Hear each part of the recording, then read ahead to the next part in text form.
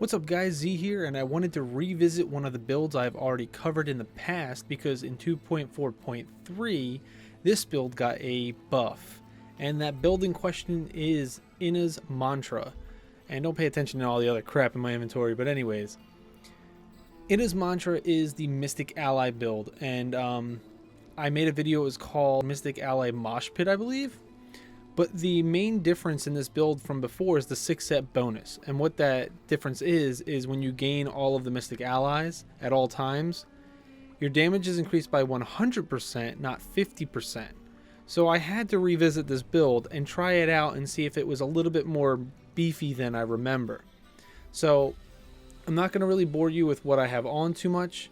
I have pretty much the staples on as far as items that increase the damage that your allies are doing, because this build in particular can be done a bunch of different ways, but I prefer the Mystic allies doing all the work for me. So I have the boots that double the amount of guys.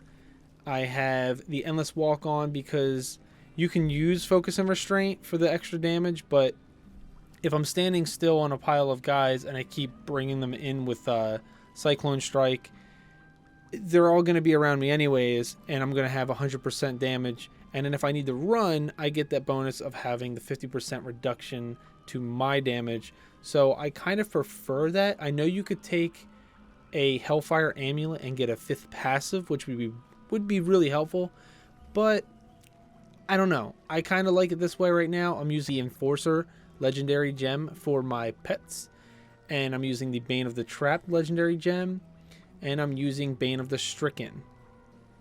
Binding of the Lesser Gods for when I use Cyclone Strike, my allies will do more damage.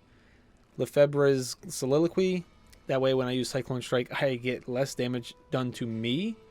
And that's pretty much it for the build. For my Paragons, I'm over 800, so everything is filled up. I mean, besides core, which is pretty much endless.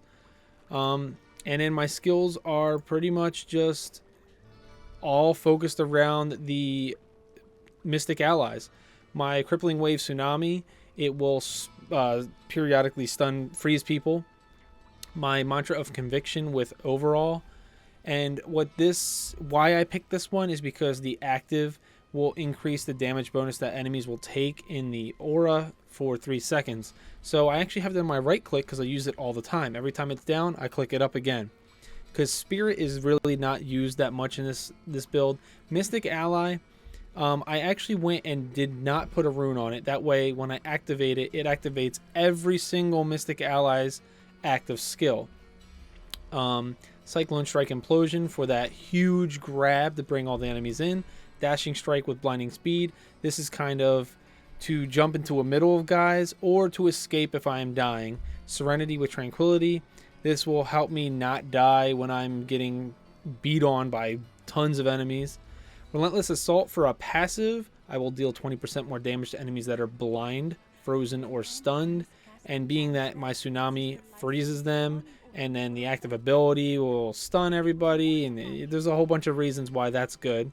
Unity, I chose because I have all the mantras active and I have tons of Mystic Allies. So this will be maxed out all the time, and in turn it also gives them a nice little 5% increase in damage.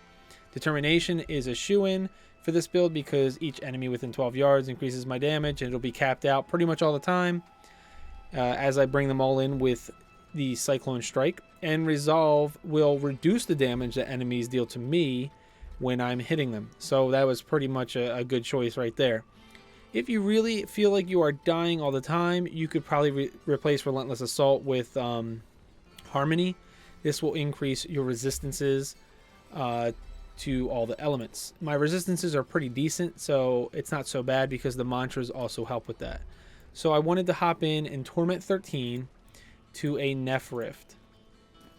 I want to see what the difference is. I don't really remember that well, but let's take a look. So I do my Cyclone Strike and I do my Mantra, and I keep them up at all times. And I'm going to drop my Serenity, and it should start wiping people out pretty decently. As you can see, I don't really deal a lot of damage. Oop, I just got wiped out. So I'm not really tanky the way I'm set up, but I wanted to give the Mystic allies the most power that I could give them with the gear that I have available right now. So when I hit my GG button, they do deal quite a bit of damage. It's definitely substantial. But you can see that I'm still struggling, and this is only Torment 13. I mean, if I was running a Greater Rift like 70 to 80, I would be getting curb stomped right now. So, to be honest, I did expect a little bit more from this build with the new buff. I mean, going from 50 to 100% damage boost is quite substantial. This build might be better suited to use Lashing Tail Kick or the Exploding Palms variant. I could be just having bad luck with this Arcane Beam crap right now. Let me see if I can get away from them a little bit and try regular mobs. Oh, looks like we got elites already. And I don't have their GG button available yet, which is just active. Oh, and we're going to die again. And we need to get out of it. Oh, dead. Alright, let's see if we can kill these guys when his shield goes down.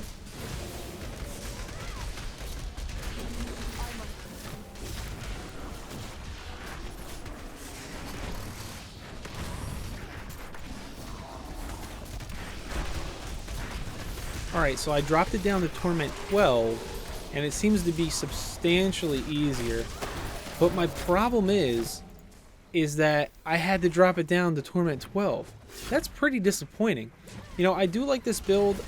If you just want to play like a lazy game for a bit, it's definitely not a top tier monk build by any means. I would say the Generator Monk is still probably the most powerful. Also, Lashing Tail Kick build is very, very powerful. So this is kind of like the poor lazy man's monk, if you will. It's just not as strong as you would like. So, I mean, I'm largely unimpressed. Would I say that is In His Mantra worth it now? I would say it's better, but no. Like I said, you know, if you want to run like Torment 10 or 11 and have no problem, you could do this. And it would be pretty autonomous, to be honest.